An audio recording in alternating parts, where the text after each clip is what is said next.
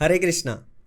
तो अभी हम समझेंगे कि भगवत गीता को कौन समझ सकता है, क्वालिफिकेशन क्या है भगवत गीता को समझने की। तो भगवान चौथे अध्याय के तीसरे श्लोक में बताते हैं, स इवयम मायात्वेद्व योग प्रोक्ता पुरातन भक्त सी में सखा चेती रहस्याम ही ताद उत्तमम।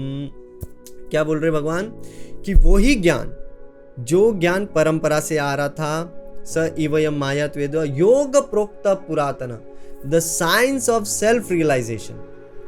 हाँ, आत्म साक्षात्कार का विज्ञान, भगवत गीता को कहा गया आत्म साक्षात्कार का विज्ञान। वही ज्ञान, हाँ, जो योग प्रोक्त पुरातन, वो कौन समझ सकता है? भक्त सी में सखा चेती। एकदम क्लियर बात है, एकदम क्लियर। भगवत गीता को कौन समझ सकता है? भक्त सी में सखा चेती। जो कृष्ण का भक्त है वो, और सखा किस प्रकार का भक्त? सखा। 5 प्रकार के भक्त होते हैं भगवान के, 5 प्रकार के रस का आस्वादन करते हैं, हाँ, भक्त लोग। एक है शांत रस, एक है साख्य भाव, एक है दास्य भाव, फिर एक है माधुर्य भाव, एक है वात्सल्य भाव। ये 5 प्रकार के टेस्ट है भक्ति के। तो उसमें से अर्जुन सखा था, इसके लिए भगवान बोल रहे सखा चेती, क्योंकि तुम मेरे सखा हो और तुम मेरे भक्त हो, इसके लिए तुम इस ज्ञान को समझ सकते हो। क्यों भाई, ऐसा क्या है इस ज्ञान में? तो भगवान बोल रहे रहस्याम ही ताद उत्तमम, इसमें बहुत कुछ रहस्य है, बहुत सीक्रेट्स है। तो ये सीक्रेट को समझने के लिए भगवान का भक्त होना बहुत जरूरी है। जो भगवान का भक्त नहीं है, वो इस ज्ञान का अगर चर्चा कर रहा है तो उसके पास कुछ असली बात नहीं है, वो अपने मन का कचरा बोलेगा। जो भी गीता का ज्ञान है उसके साथ वो अपने मन का कचरा बोलेगा, है ना?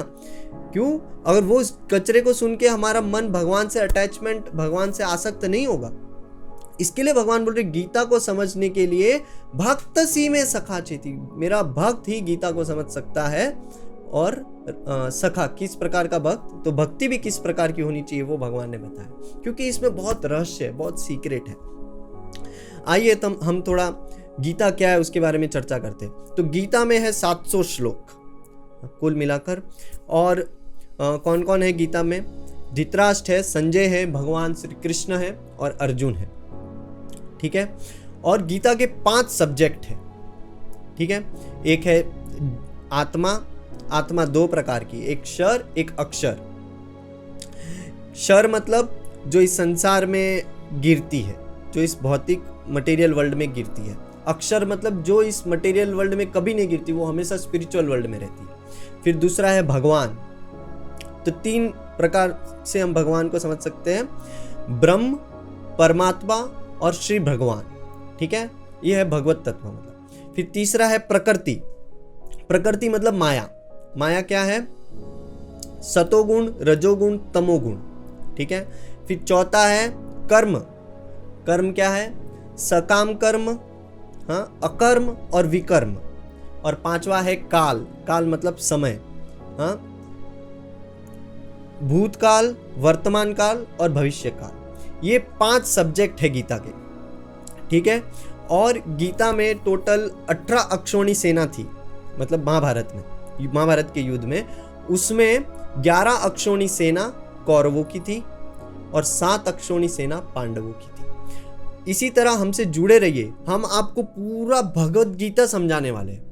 हाँ, जो भगवत गीता पढ़ रहा है और नहीं समझ में आ रहा है, आप बिल्कुल चिंता मत करिए, हमारे इस चैनल पे जुड़े रहिए, सब्सक्राइब करिए, कमेंट भी करिए। जो अगर आपको कुछ समझ में नहीं आता तो कमेंट करिए नीचे, हम उसका आंसर जरूर डालेंगे, ठीक है। हरे कृष्णा।